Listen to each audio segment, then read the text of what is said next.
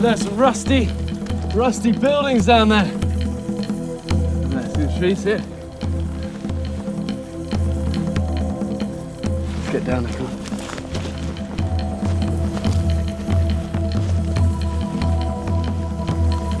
Like an old factory of some sort.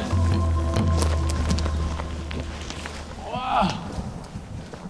Probably the storage tank for something, maybe fuel. Whatever it was, a big operation here. See what else I can find. Man, look, masses of these old nets. And there's probably something to do with fish, maybe an old canning station.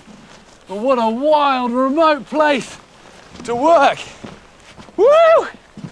Fish canneries like this were often located in remote areas near large fishing grounds. Here the catch was gutted, cooked and tinned before being shipped for sale. But not anymore. Just been completely trashed, look at it. You know, harsh winters here, up to 40 foot of snow, it's going to cause a lot of damage. But also in the 60s, they had one of the biggest earthquakes of all times off the coast of Alaska.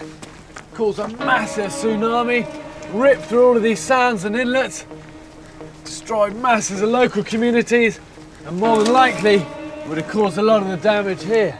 The 1964 Good Friday earthquake measured 9.2 on the Richter scale and took over 130 lives. The death toll would have been much higher, but for the extreme remoteness of the location. You can see all the terrain along the coastline there. It's tough going.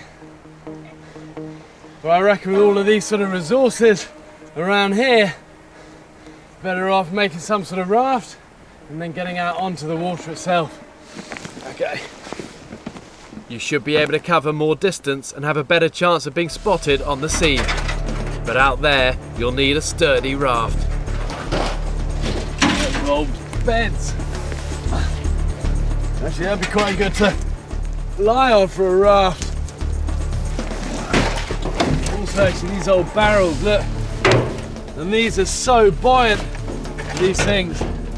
You want to check they've got both the bungs in and also that they've not got any holes. Otherwise, look, like that fella. An airtight oil drum will easily support my weight, and with a few, I have the beginnings of a substantial raft.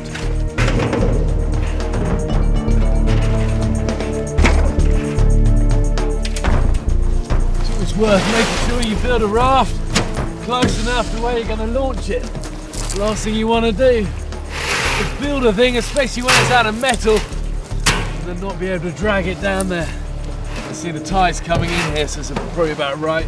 I want to get this raft built quickly, so I'm ready to launch when the tide turns. What I want to do is use the barrels to give me all the buoyancy to then keep this up out of the water.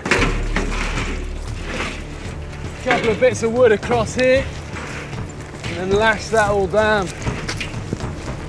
And to tie off, I'm using a sledge knot. And you won't find how to tie a sledge knot in any book or manual, but it's used by dog sledders as a really efficient self-tightening knot. It will never come undone. You take a bite around the rope, and then you go around itself once, twice, 3 times. Just go through the last 2 loops, over the first, and back down the hole.